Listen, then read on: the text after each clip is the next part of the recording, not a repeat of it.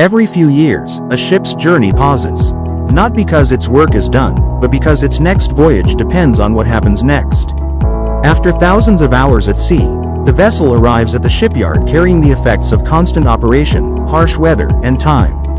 Carefully guided into position, the vessel is aligned over keel blocks with millimeter-level precision to ensure a safe and successful dry dock operation. As years of marine growth and fouling are removed, the vessel's true condition begins to emerge.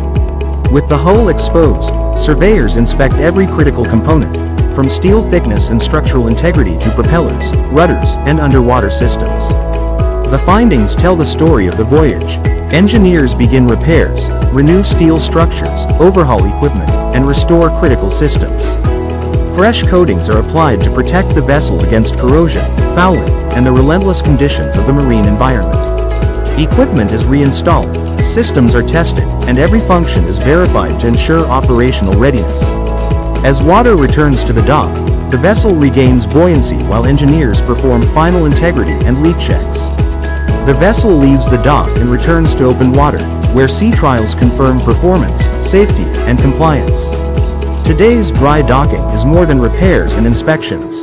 It is one of the most valuable opportunities to modernize critical onboard systems and improve long-term performance. SMEC capitalizes on this vital window by delivering the exact automation, power management, and retrofit engineering required to maximize your long-term operational reliability.